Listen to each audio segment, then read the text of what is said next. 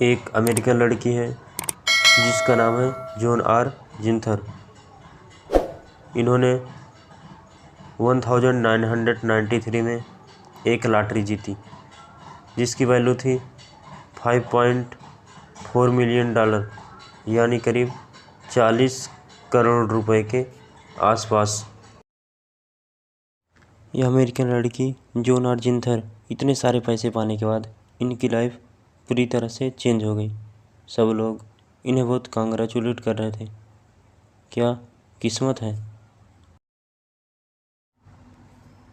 लेकिन कुछ सालों के बाद लोग इन्हें भूल गए। फिर इन्होंने इन 2006 में एक लॉटरी के बाद एक दूसरी लॉटरी जीती जिसकी वैल्यू थी करीब 14 करोड़ रुपए। सब लोग हैरान हो गए। क्या किस्मत है। 2 बार लॉटरी जीत गई।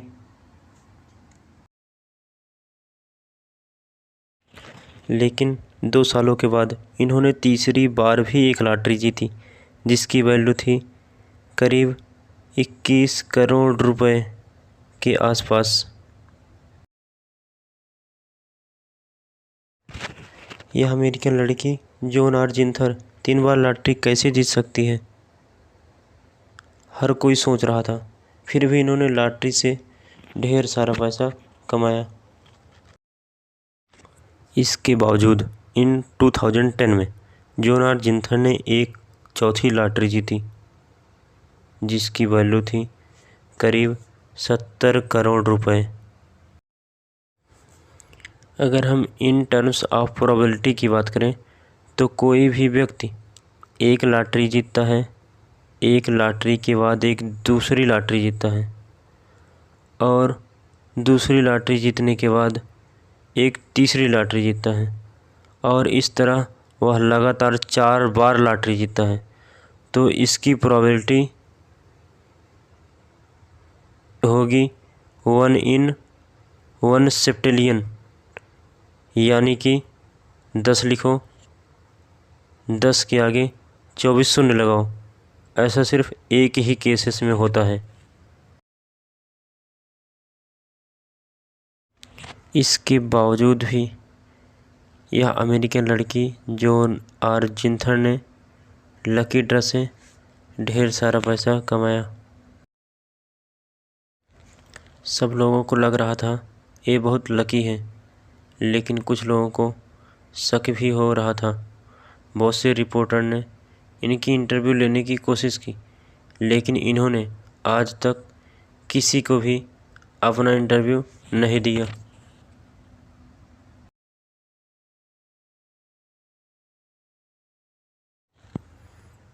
चूँकि जॉन आर जिंथर एक नॉर्मल हाउसवाइफ नहीं थी, जबकि स्टैनफोर्ड के स्टैटिक्स से PhD थी।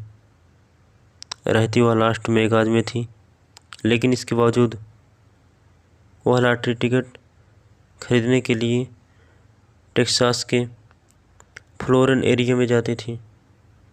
इसी तरह वह लॉटरी टिकट हमेशा खरीदती थी। हर कोई सोच रहा था कि क्या इन्होंने कोई पैटर्न बना लिया है जीतने का, जो ये हमेशा लगातार लॉटरी जीतती रहती थी।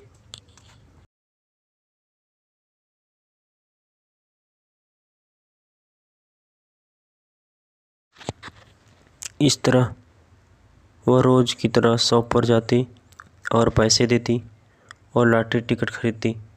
इस तरह वह फुल टाइम ऐसा करने लगी।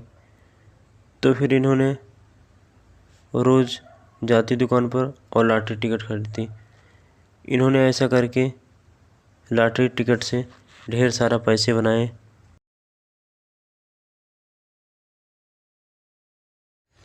फिर हम में से कई लोग सोच रहे थे कि नहीं यार, कोई पैटर्न नहीं होता। हर कोई सोच रहा था कि ऐसा सिर्फ लक होता है। हर किसी के मन में सिर्फ यही एक सवाल चल रहा था कि पैटर्न कोई भी नहीं होता, बस सिर्फ लक होता है कि लकी ड्रा में।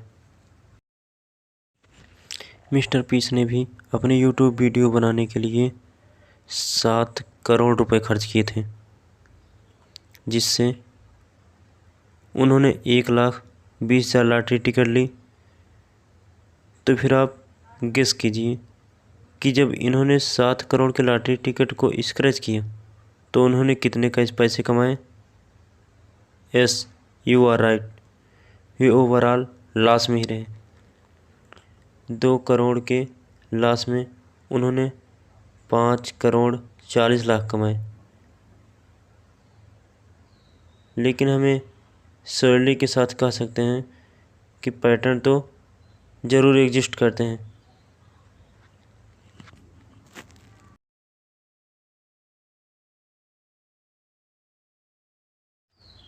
क्योंकि इसके पुख्ता सबूत हैं। James Simons. ज़्यादा मैथ इन्वॉल्व न करते हुए हमें एक ओवरव्यू दे देते हैं कि इसकी मेन स्ट्रेटजी क्या थी।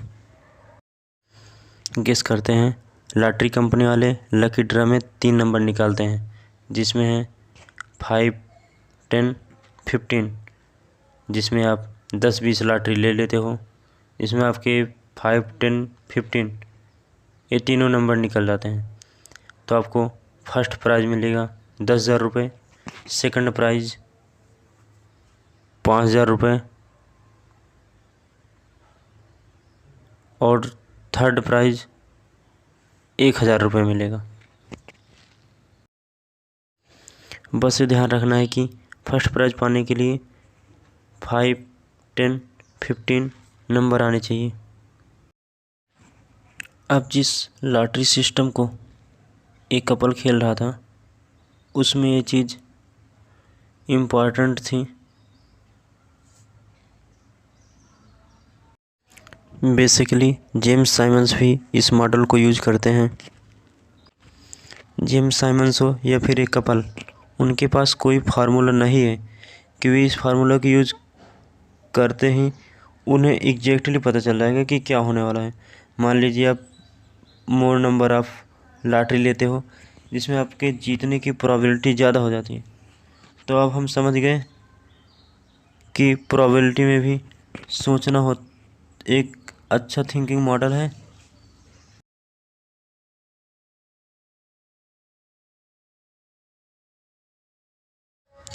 और यही प्रोबेबिलिटी की चीज़ें हम बहुत जगह देख सकते हैं। स्टूडेंट जो कैट कॉम्पिटिटिव एग्ज़ाम की तैयारी कर रहे हैं वे उन कॉन्सेप्ट को ज़्यादा प्रेफरेंस देते हैं जो लास्ट 10 सालों में पूछे गए हैं, अगेन जिनके आने की प्रोबेबिलिटी ज़्यादा है। ह्यूमन लाइफ में हमें प्रोबेबिलिटी बहुत अच्छे से सिखाती है। 100 मिलियन स्पर्म में से सिर्फ 1 हेल्दी स्पर्म अंदर पहुंचता है और लाइफ मिलती है।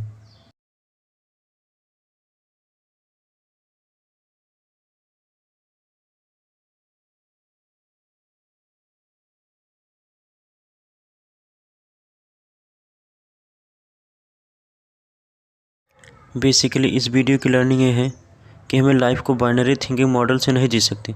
बाइनरी का मतलब यस या नो। जैसे कि हम इस एग्ज़ाम की तैयारी कर रहा हूँ, अगर एग्ज़ाम क्लियर हुआ तो आई एम विनर, नहीं तो आई एम लूजर। हमें सिर्फ बाइनरी में ही नहीं सोचनी चाहिए, जबकि हमें प्रोबेबिलिटी में भी सोचनी चाहिए।